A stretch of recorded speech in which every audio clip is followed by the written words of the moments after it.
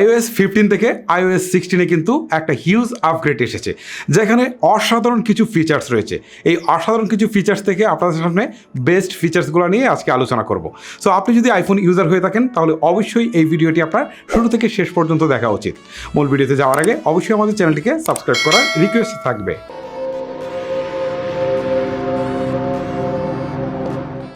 iOS 15 থেকে 16 upgrade করার সময় দুটো জিনিস আপনাকে অবশ্যই মাথায় রাখতে হবে। প্রথম হচ্ছে আপনার ব্যাটারির চার্জ মিনিমাম 80%-এর বেশি রাখতে হবে। দ্বিতীয়ত হচ্ছে আপনার ইন্টারনাল যে স্টোরেজ রয়েছে সেটা মিনিমাম 10 জিবি খালি রাখতে হবে। যদি আপনার 64 জিবি স্টোরেজ হয়ে থাকে তাহলে এই ক্ষেত্রে অবশ্যই আপনি 10 জিবি খালি করে তারপর হচ্ছে 80%-এর বেশি চার্জ রেখে আপনি আপনার ফোনটাকে আপগ্রেড করা শুরু করবেন। iOS 15 থেকে 16-এ আমার কাছে যে ফিচারটি সবচেয়ে বেশি ভালো লেগেছে সেটা হচ্ছে লক স্ক্রিন। চলুন আপনাদেরকে দেখাই।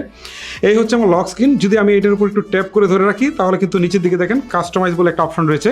এটাকে আমি কাস্টমাইজেশনের সুযোগ পাচ্ছি। ঠিক আছে, আমার কিন্তু আগে ছিল এইটা, আমি জাস্ট হচ্ছে এটাতে চলে আসছি। 14 সিরিজের যে ওয়ালপেপার রয়েছে সেটা কিন্তু ইউজ করার সুযোগ পাচ্ছি। ওকে, আমি এখানে কাস্টমাইজে যদি একটা ক্লিক করি তাহলে দেখেন এখান থেকে উপরের দিকে ফ্রাইডে সেপ্টেম্বর 16 দেখাচ্ছে। এইখান থেকে এটাতে ক্লিক দিয়ে কিন্তু আমি এখান থেকে আরও অনেক অপশন রয়েছে সেগুলো চেঞ্জ করে বসাতে পারি, আমার নিজের মতো করে কাস্টমাইজ করতে পারি। তারপরে দেখেন এখান থেকে কিন্তু ক্লকের একটা সুযোগ আছে। এখান থেকে ক্লক যদি আমি এটাতে ক্লিক দিই তাহলে এখান থেকে দেখেন ফ্রন্ট চেঞ্জ করতে পারছি, কালার চেঞ্জ করতে পারছি। ঠিক আছে, দেখেন কালার এখান থেকে বাড়াতে কমাতে পারছি, সব কিছুই করা যাচ্ছে। ওকে, এই ফিচারটা কিন্তু আমার কাছে বেশ দারুণ লেগেছে। নিচে উইজেট রয়েছে, এখানে যদি ক্লিক দেয় এখানে কিন্তু উইজেটগুলো আপনি এখান থেকে ক্রস দিয়ে কেটে দিয়ে আপনি কিন্তু আপনার মতো করে এখানে সেট করতে পারবেন। জাস্ট হচ্ছে এখান থেকে আপনি ড্র্যাগ করে যদি নিয়ে টেনে এখানে ছেড়ে দেন তাহলে কিন্তু এটা এখানে চলে গেল। এই ফিচারটা আমার কাছে ভালো লেগেছে। আরও একটা ফিচার রয়েছে, সেটা চলুন আপনাদেরকে দেখাই। আমি যদি এখান থেকে এটাকে ডান করে দেই, ঠিক আছে, ডান করে দিয়ে আমি সেট অ্যাজ ওয়ালপেপার দিয়ে দিলাম। এখন যদি এই পাশে চলে আসি, এখানে দেখেন প্লাস নামে যে আইকনটা রয়েছে, এখানে ক্লিক দেওয়ার পর এখান থেকে কিন্তু প্রচুর ওয়ালপেপার রয়েছে। ঠিক আছে, এখান থেকে আমি সেগুলো কিন্তু কাস্টমাইজ করতে পারি, ইমোজি ইউজ করতে পারি।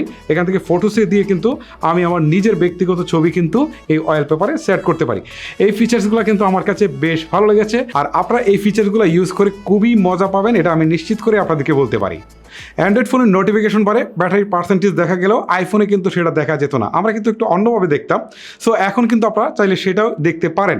এটার জন্য আপনি চলে যাবেন আপনার ফোন থেকে সেটিংসে আসার পর ব্যাটারিতে চলে যাবেন। ব্যাটারিতে আসার পর দেখেন ব্যাটারি পার্সেন্টেজ, এই অপশনটা যদি আপনি তুলে দেন, এই যে এখন দেখেন নোটিফিকেশন বারেও কিন্তু ব্যাটারি পার্সেন্টেজ দেখাচ্ছে।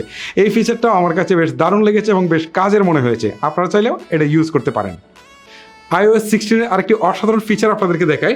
দেখেন আমি যে ফটোসে আসার পর যে কোনো একটা ছবির যদি আমি ব্যাকগ্রাউন্ড রিমুভ করতে চাই জাস্ট এক ক্লিকে সেটাও কিন্তু সম্ভব। ঠিক আছে, ধরেন আমি এই ছবিটার উপর ক্লিক দিলাম, ছবিটা ওপেন হয়েছে। এখন ছবিটার উপর জাস্ট একটু ট্র্যাপ করে ধরে রাখি, এখন কিন্তু ব্যাকগ্রাউন্ডটা রিমুভ হয়ে গেল। এখন আমি যে কাজটা করব, ঠিক আছে, এখান থেকে যদি আমি বেরিয়ে আমি একটা নোটপ্যাড অন করে রেখেছিলাম, আমি যদি একটু নোটপ্যাডে চলে যাই তাহলে আপনাদেরকে দেখা, এই যে নোটপ্যাড, ঠিক আছে, এই যে নোটপ্যাডটা অন করে রেখেছিলাম, নোটপ্যাডে চলে যাই। এখানে এসে যদি আমি এটাকে ছেড়ে দেই, ঠিক আছে, এই যে দেখেন এটা কিন্তু আমার নোটপ্যাডে চলে আসছে ব্যাকগ্রাউন্ডটা চেঞ্জ হয়ে। ঠিক আছে, খুবই অসাধারণ একটা ফিচার। এখন এটাকে আমি চাইলে কিন্তু এডিট করতে পারি। এটা নোটপ্যাড না, আপনি যে কোনো জায়গায় কিন্তু এইভাবে খুব সহজে ব্যাকগ্রাউন্ড রিমুভ করে নিয়ে যেতে পারেন। ঠিক আছে, এই ফিচারটা কিন্তু আমার কাছে বেশ দারুণ লেগেছে এবং এইটা আমার কাছে মনে হয়েছে iOS 16-এর একটি অসাধারণ ফিচার।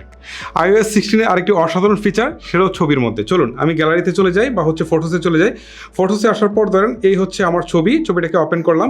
এখন এটাকে আমি জাস্ট হচ্ছে এডিট করব। ঠিক আছে, ধরেন এখান থেকে আমি এটাকে এডিট দিলাম, এখান থেকে আমি ধরেন হচ্ছে এটাকে কিছুটা কমিয়ে দিই। ঠিক আছে, তারপর হচ্ছে এখান থেকে এই অপশনটা আমি কিছুটা ধরেন একটু বাড়িয়ে দিই, তারপর হচ্ছে এইটাকেও আমি একটু বাড়িয়ে দিই, এই অপশনটাকে আমি জাস্ট হচ্ছে কিছুটা বাড়িয়ে দিলাম। বাড়িয়ে দেওয়ার পর হচ্ছে জাস্ট আপনাদের বোঝানোর জন্য জাস্ট একটা এডিট করলাম। ঠিক আছে, এডিট করার পর এখন দেখেন ছবিটাতে বেশ কিছু চেঞ্জেস এসেছে।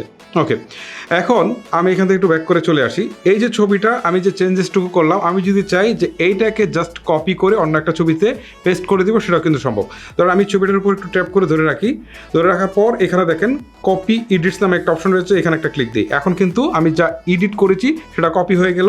এখন যদি আমি এই ছবিটার উপর যাই, এখানে ট্যাপ করে ধরে রাখি, ঠিক আছে, ওকে, না আমি এখান থেকে চলে আসি, আমি জাস্ট এই ছবিটার উপর এভাবে ধরে রাখি। এখন এখান থেকে হচ্ছে পেস্ট এডিট এখানে দিয়ে দেই, তাহলে দেখেন ইনস্ট্যান্ট কিন্তু এই ছবিটাও এডিট হয়ে গেল, মানে আমি আগে যেটাকে এডিট করেছিলাম ঠিক এইটার মতো কিন্তু এইটাও এডিট হয়ে গেল। ঠিক আছে, এই ফিচারটাও কিন্তু আমার কাছে ভালো লেগেছে এবং যথেষ্ট কাজের একটা ফিচার। iOS 15-এ কোনো ডিলিটেড ছবি, ভিডিও বা অন্য কোনো ফাইল কিন্তু যে কেউ চাইলে দেখতে পারতো, কিন্তু 16-এ কিন্তু সেই সুযোগটা নেই। চলুন আপনাদের একটু প্র্যাকটিক্যালি দেখাই। আমি ধরেন এখান থেকে হচ্ছে ফটোসে চলে যাই, ফটোস থেকে যদি আমি দেখেন একটু ব্যাক করে নিচের দিকে আসি, এই যে দেখেন রিসেন্টলি ডিলিটেড, আমি যদি এইখানে ক্লিক করি তাহলে দেখেন এটা কিন্তু ফেস আইডি ছাড়া ওপেন হচ্ছে না, তার মানে হচ্ছে আপনার এখানে নিরাপত্তা রয়েছে। এখন এই যে দেখেন ফেস আইডি দিলাম, সাথে সাথে কিন্তু আমার এই যে ডিলিটেড ফাইলগুলো এখান থেকে শো করছে এবং হিডেন ফাইলগুলোও কিন্তু ফেস আইডি ছাড়াও কিন্তু শো করছে না। এই ফিচারগুলো আমার কাছে বেশ ভালো লেগেছে, তো এটা কিন্তু বেশ কাজেরও বলা যায়। সো গাইস, iOS 16-এর এই ফিচারগুলো ছাড়াও কিন্তু আরও অনেক অনেক ফিচার্স রয়েছে।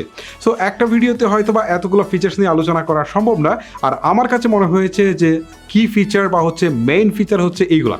সো যে কারণে এই ফিচার্সগুলো নিয়ে আলোচনা করলাম। তারপরেও আপনারা যদি চান যে বাদ বাকি যে ফিচার্সগুলো রয়েছে সেগুলো নিয়ে আলোচনা করি, তাহলে অবশ্যই আমাকে নিচে কমেন্ট করে জানান পার্ট 2 নিয়ে আসার জন্য।